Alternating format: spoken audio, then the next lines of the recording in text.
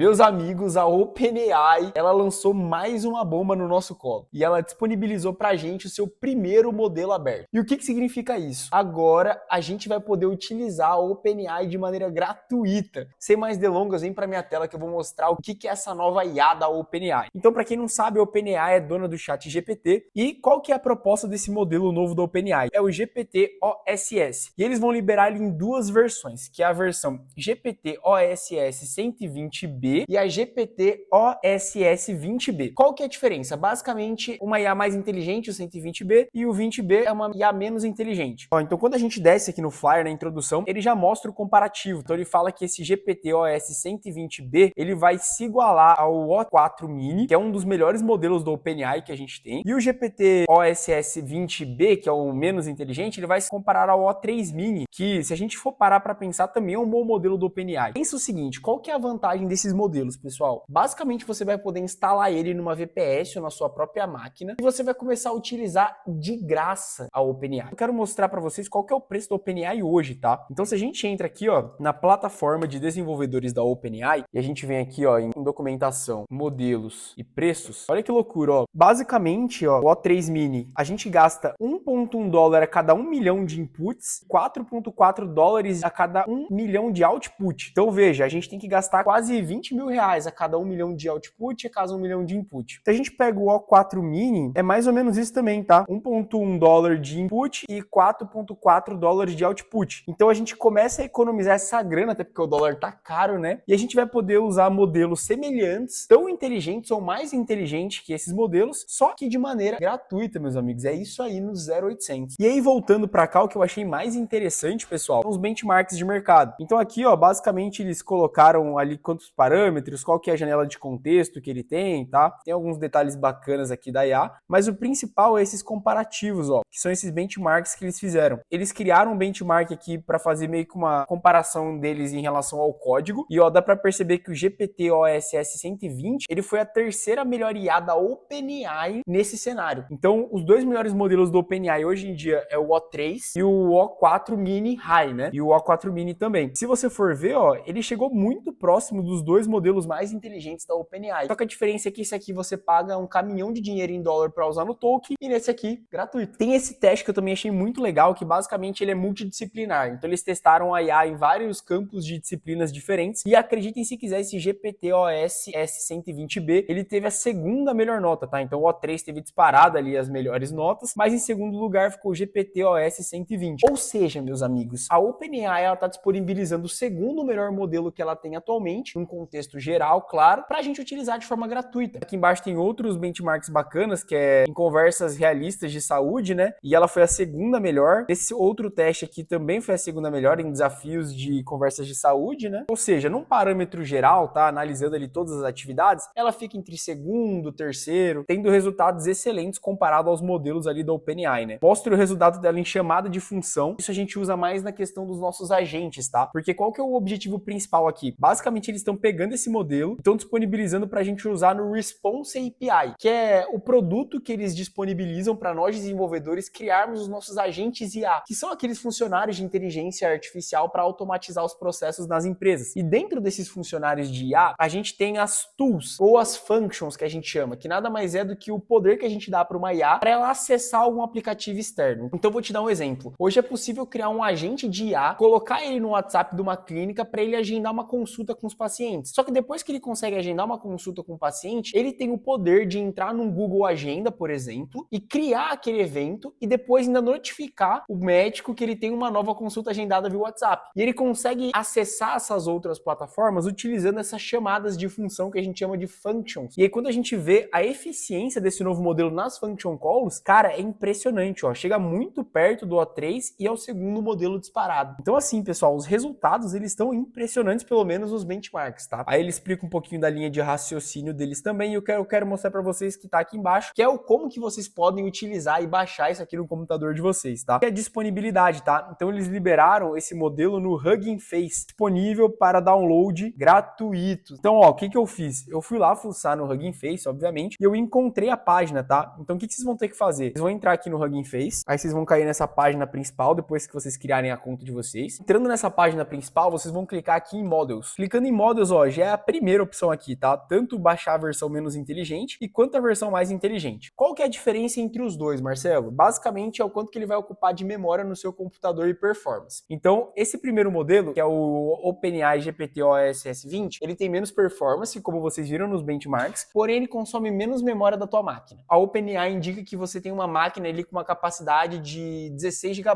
Já o GPT-OS 120, ele precisa de uma máquina com pelo menos 80 GB.